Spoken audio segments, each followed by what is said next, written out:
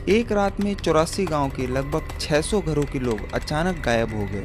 कहाँ गए किसी को नहीं पता। जिस गांव को वो छोड़कर गए उस गांव का नाम है कुलधरा, जिसे कि एक श्रापित गांव माना जाता है। कौन कौन से कारण थे उस गांव के श्रापित होने के और क्या ऐसा राज आज भी उस गांव में दफन है, आज मैं उन कारणों पर रोशनी डालने की कोशिश करूंगा। तो पिछले लगभग 200 सालों से कुलधरा वीरान पड़ा है। जो कभी एक सारी सुविधाओं से लैस हंसता खेलता गांव था, वो आज बंजर पड़ा है और आज सिर्फ एक टूरिस्ट प्लेस बनकर रह गया है। हिंदुस्तान में जो सबसे डरावनी या भूतिया जगह है, उनमें कुलधरा का नाम दूसरे नंबर पे आता है। वहाँ के लोकल निवासियों का कहना है कि उस गांव में भूत प्रेत का साया है। रात को उस गांव से कभी किसी बच्चे की रोने की तो कभी औरतों के चूड़ियों की खनकने की आवाज़ आती है। कई लोग ये बताते हैं कि जब वो अपनी गाड़ी से वहाँ घूमने गए और उसके बाद जब वापस लौटे तो उन्हें अपनी गाड़ियों के शीशों पर बच्चों के पंजों के निशान मिले। राजस्थान सरकार ने उस गांव के चारों तरफ 2 किलोमीटर की दूरी पे एक बाउंड्री बना दी है और एक बड़ा सा गेट भी बनवा दिया है। अब कोई भी वहां दिन में तो घूमने जा सकता है, पर सूरज ढलते ही आपको वहां से जाने के लिए कह दिया जाएगा। शाम को 4 बजे के बाद आप वहां बिल्कुल नहीं रुक सकते और यहाँ तक कि रात में वहां पर कोई गार्ड भी नहीं रुकता। अगर इतिहासकारों की बात करें तो वो भी इस बात को सच मानते हैं जिस तरह से ये गांव एक रात में खाली हो गया। हालांकि भूत प्रेत वाली बातों को वो नकार देते हैं। राजस्थान के जैसलमेर शहर, जिसे कि गोल्डन सिटी भी कहा जाता है, बहुत ही खूबसूरत शहर है और वहाँ की हर चीज़, चाहे वो मकान हो, दुकान हो या कोई और इमारत या वहाँ का मशहूर किला, सभी चीज़ें आपको वहाँ गोल्डन येलो कलर में मिलेगी। जैसे ही सुबह की पहली किरण जैसलमेर पे पड़ती है, पूरा शहर सोने की तरह चमकने लगता है। इसलिए जैसलमेर को सोने का शहर भी कहा जाता है।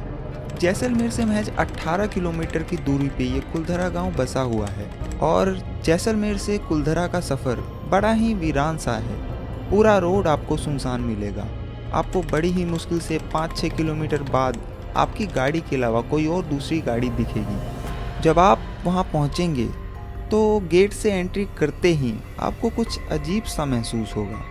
ऐसा लगेगा जैसे कि मानो किसी दूसरी दुनिया में आ गए हों और अचानक से तापमान में गिरावट आने लगेगी।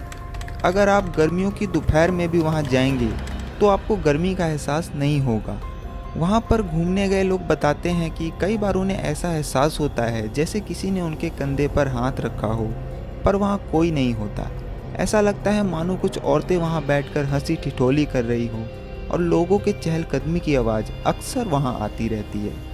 इतिहासकारों और वहाँ के स्थानीय निवासियों का कहना है कि लगभग सन 1291 में जैसलमेर से 18 किलोमीटर दूर कुछ किलोमीटर के एरिया में पालीवाल ब्राह्मणों ने इस कुलधरा गांव को बसाया था और वहाँ पर 84 गांव के 600 घरों के लोग एक साथ मिलजुल कर रहते थे।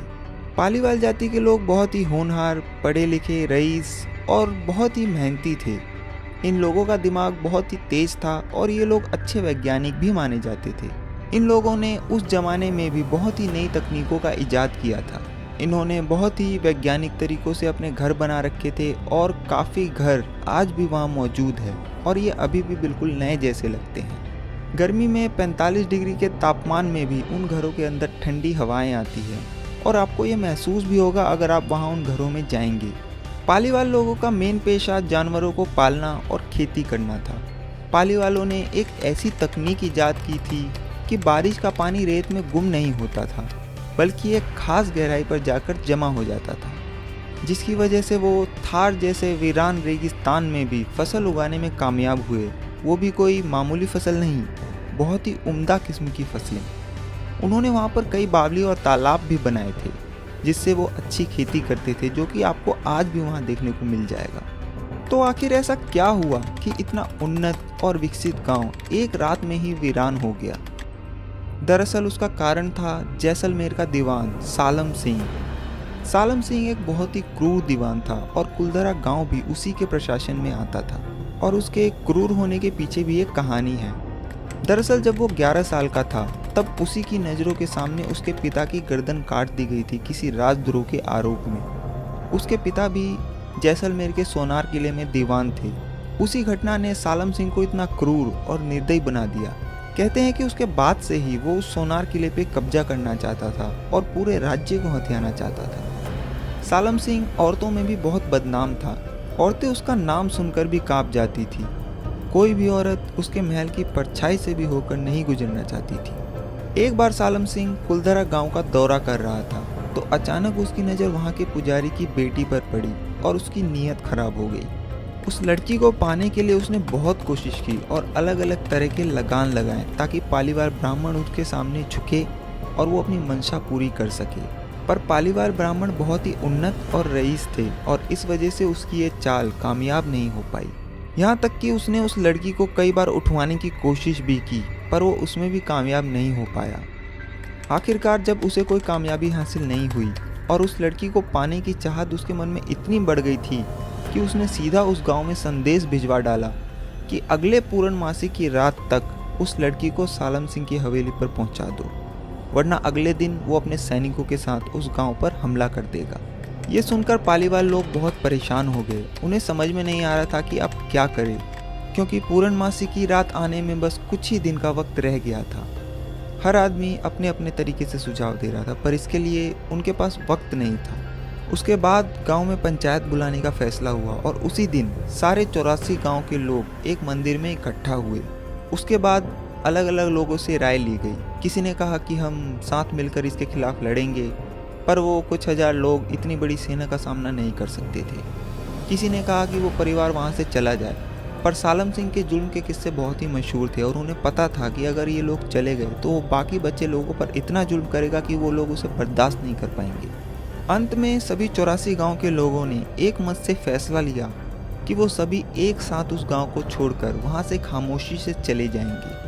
जब गांव छोड़ने का फैसला हुआ तो उन्हें पता था कि अगर इसमें जरा सी भी देरी हुई तो ये बात कहीं ना कहीं से बाहर निकल जाएगी। तब उसी रात उन लोगों ने गांव को छोड़ने का फैसला किया और लोगों से कहा गया कि अपने साथ सिर्फ सबसे ज़रूरी और कीमती सामान लो और चलो।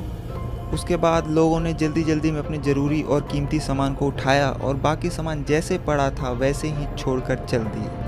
किसी के बर्तन जैसे थे वैसे ही पड़े हैं, किसी ने अगर कपड़े सुखा रखे हैं तो वो वैसे ही पड़े हैं, किसी ने चूल्हे में जलती आग को वैसे ही छोड़कर और अपने उस हंसते खेलते गांव को छोड़कर कतार में एक साथ उसी रात खामोशी से निकल गए और जाते जाते उस गांव को एक श्राप दिया कि आज के बाद ये गांव कभी नहीं बस पाएगा और जो यहाँ बसने की कोशिश करेगा उसका कभी अच्छा नहीं होगा।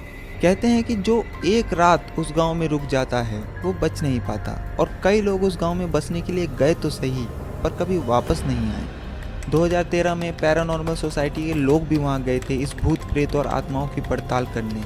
उनके पास एक डिवाइस होता है जो कि नेगेटिव एनर्जी की पहचान करता है, तो उन्होंने भी अपनी रिपोर्ट में वहाँ पर नेगेटिव एनर्जी होने की बात को माना और कुछ तो कैद हुआ था उनके डिवाइस में और तभी से ये गांव एक श्रापित और भूतिया जगह में बदल गया। अगर आप कभी जैसलमेर जाएं तो कुलधरा ज़रूर घूमने जाएं, आपको खुद ये सब चीज़ें महसूस होंगी। महज 18 किलोमीटर दूर है ये जैसलमेर शहर से, तो वहाँ जाएं और ज़रूर घूमें।